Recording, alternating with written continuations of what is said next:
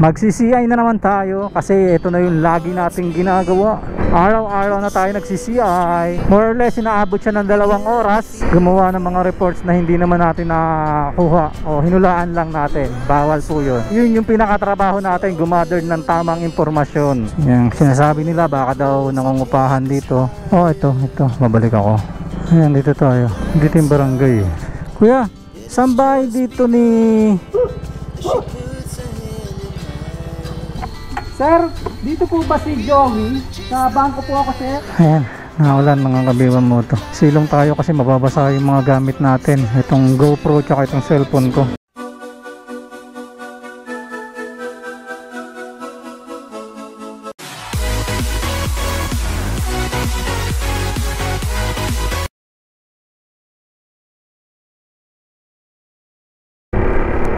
Good morning everyone! Welcome to B1 Moto. And for today's vlog is magsi-CI na naman tayo kasi ito na yung lagi nating ginagawa.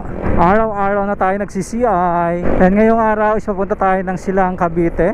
Babiyahe tayo ng 20 minutes na lang and 9.8 kilometers na lang ang layo natin. Ito yung CI natin kahapon na hindi natin natapos kasi late na siya naibigay. Nasa 4:30 na siya naibigay. Kaya hindi na po kakayanin yon.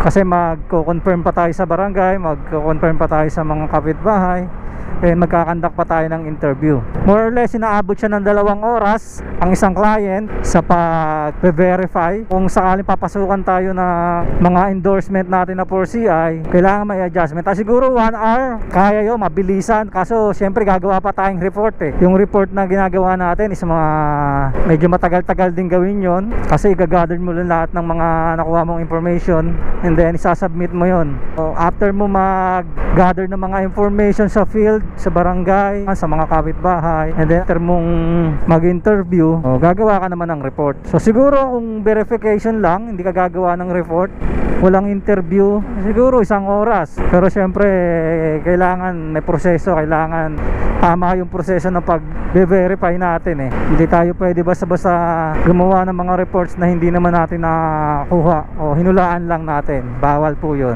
Dahil doon tayo binabayaran sa paggawa ng mga tamang impormasyon. Yun po yung trabaho ng CI. Hindi po tayo binabayaran para gumawa ng mga hindi totoong impormasyon. And kung sakaling gawin po natin yon at magreklamo po yung customer at makita po yung report na ginawa natin na hindi naman totoo yung mga nakalagay doon, pwede tayong balikan doon. Yan, sana ganyan lang yung panahon. Medyo makulimlim, wag naman sana umulan, pero madilim doon sa papuntahan ko Wag naman sana tayong ulanin. Yun yung pinakatrabaho natin, gumather ng tamang impormasyon. At yun ang mga ibibigay natin sa mga clients natin na bangko na impormasyon para dun sila mag-base kung aaprubahan ba nila yung subject na nag-a-apply sa kanila. Kung aaprubahan nila, tayo is nagbibigay lang tayo ng idea sa kanila, ng report sa kanila, o parang pinaka-endorsement na ito yung mga nakuha naming impormasyon, ito yung transparent information na binibigay natin sa kanila, yung totoong impormasyon. Kung ano man yung mga impormasyon na nandun, hindi po natin pwede yung dagdagan, hindi po natin yung pwede bawasan, at hindi po natin pwede pagandahin yon. So labas tayo doon.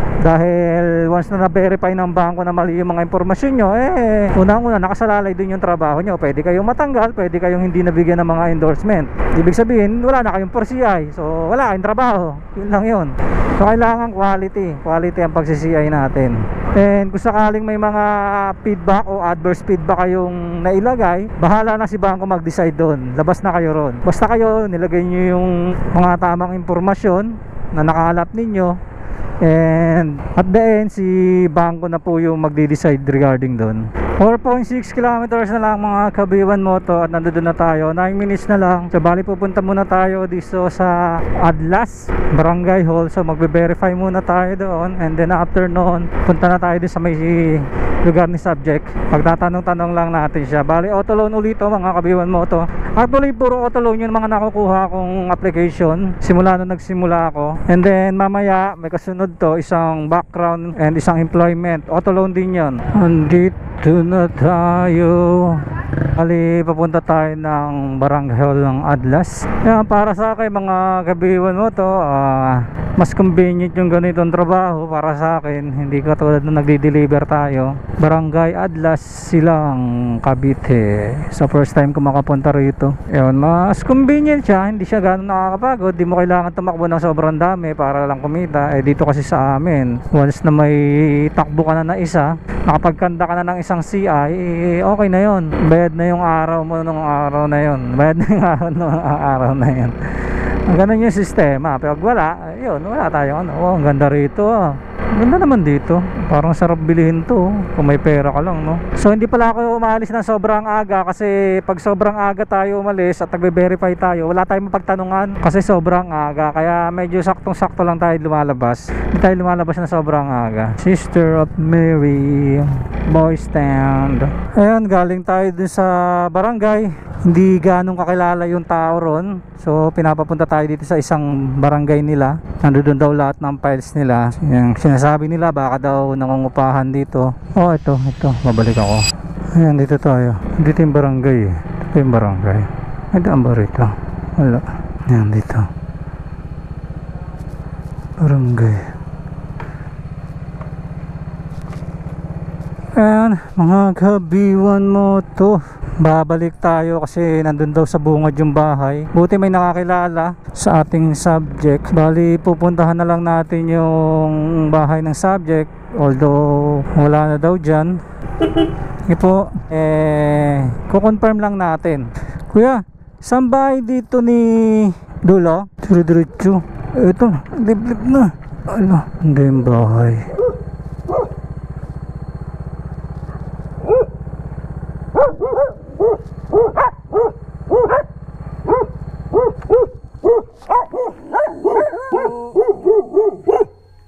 Good morning po. Sir, dito po ba si Joey? Sa bangko po ako, sir. Mga kabiwan mo, tatapos na tayo at nagawa na natin yung report natin. Nakapag-send na rin tayo. Check natin kung nakapag-send na tayo. Baka hanapin yung report natin. Ayan, nakapag-send na ako. Bali, papunta tayo sa susunod na CI natin. Bali, dalawa to, isang business tsaka isang background check. So isa lang naman yung subject, pero dalawa yung gagawin natin dito. Kasi magbe-verify tayo dun sa may business, sa poblasyon. Kung saan nakatayo yung business niya, dun tayo magbe-verify sa barangay. And then, magba-background check tayo, pupunta tayo sa lugar niya. Kung ano may sakop na barangay noon, magbe-verify din tayo sa barangay dun. 18 kilometers to, mga kabiwan mo to, makakarating tayo dun, mga 10:07. And nasa 9:30 pa lang, abuti tayo ng 28 minutes. Ayun, nakapag-verify tayo dun sa unang subject natin. Ngayon lang natapos. Isa't kalahating oras din ang inabot nung ating pagbe-verify, pagtatanong at paggawa ng report. Tapos meron uli nag-email sa atin, endorsement uli mamaya, isang background employment naman. Nandito na naman tayo sa Silang. Kahapon nandito rin tayo. Ang kagandahan lang pag dito ako nagsi-CI is malamig, hindi katulad pagpa Bacoor, Imos, Molino, mga Naik, Tansa, medyo mainit. Pero dito sa Pasilang, Patagaytay na kasi to, is malamig yung hangin. Kung ganito lang yan, sana pumabor sa atin. Medyo pero kanina medyo maambon-ambon, pero okay lang. Nako, parang umuulan dito umuulan doon, umuulan nga. Hanap tayo na masisilungan. Umuulan sa part na yun. Ayan, silong muna tayo dito mga kabiwan mo to. Naulan. Ayan, naulan mga kabiwan mo to. Silong tayo kasi mababasa yung mga gamit natin. Itong GoPro tsaka itong cellphone ko. Wala na tayong pamalit dito Ayan, tumigil na yung ulan mga kabiwan mo to.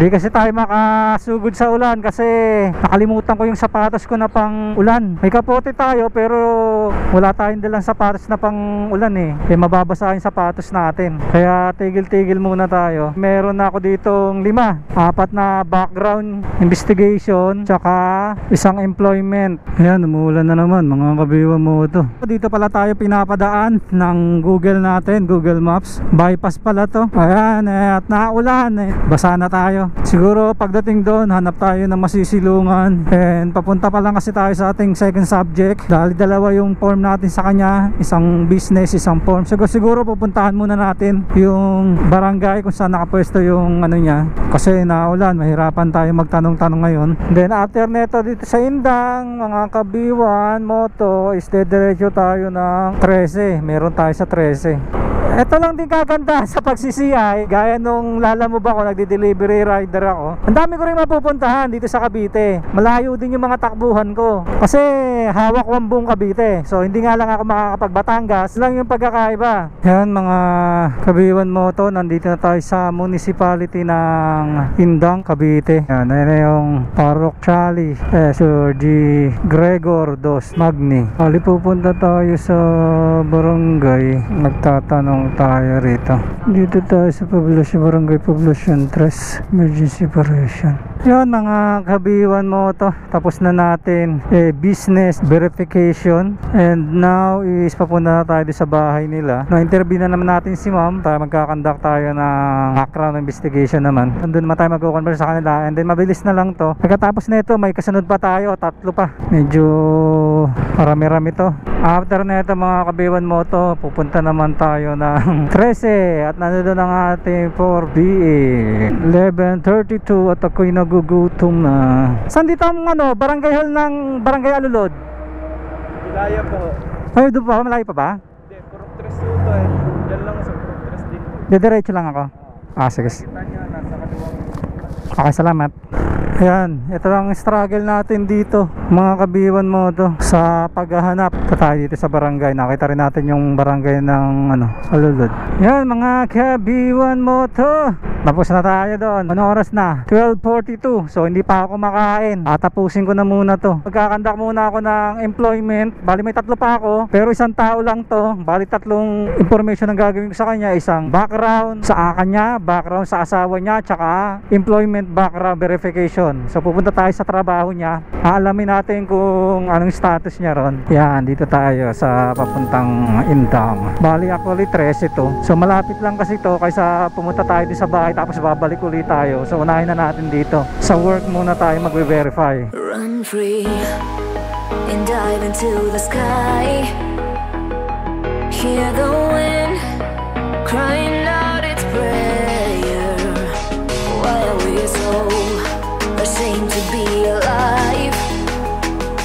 Break the chains and our freedom's ours to take.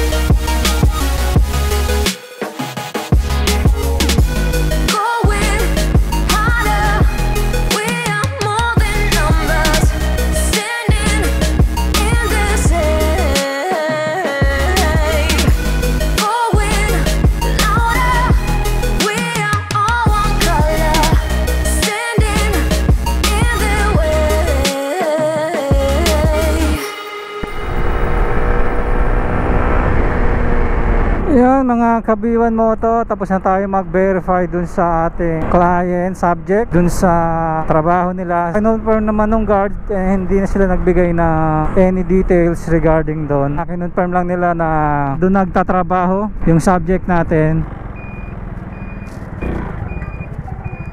Yan mga kabiwan mo to, tapos na tayo mag-verify. Ganun lang naman yung mga ginagawa natin maghapon. Bali 5:54 na, kakain muna ako kasi nagugutom na ako. Bali naka-anim ako, and maganda-ganda yung incentive natin ito kasi naka-anim tayo. Bawat isang CI kasi natin meron siyang equivalent na amount. So medyo maganda-ganda kasi yung amount ng per CI natin. Kaya maganda-ganda yung kita natin ngayong araw na to, plus yung rate natin, yung basic natin, and then motorcycle allowance and gas allowance. Medyo maganda rin yung motorcycle and gas allowance natin kasi medyo malayo-layo yung napunta natin at marami rin yung napuntahan natin. Gagawin natin is kakain lang muna tayo, pero siguro tatapusin ko na rito tong video natin, and wala na rin naman akong bagong maibibigay sa inyo. Natapos natin yung 6. Bali kasi ngayon is 2 PM na, kakain muna ako, and then maghihintay ako ng endorsement kung may bibigay pa sila, pero kung wala na, pwede na tayong umuwi. Pero sa ngayon is wala tayong endorsement na, naubos na siguro. Okay guys, hanggang dito na lang mga ka-B1 Moto. Maraming salamat sa inyong suporta, and please don't forget to like, share, comment, and subscribe. Pakihit na rin po yung notification bell para updated kayo every time mag-upload tayo ng video. And always remember mga ka-B1 Moto, pray before you ride, ride safe, God bless, B1 Moto out. Bye bye.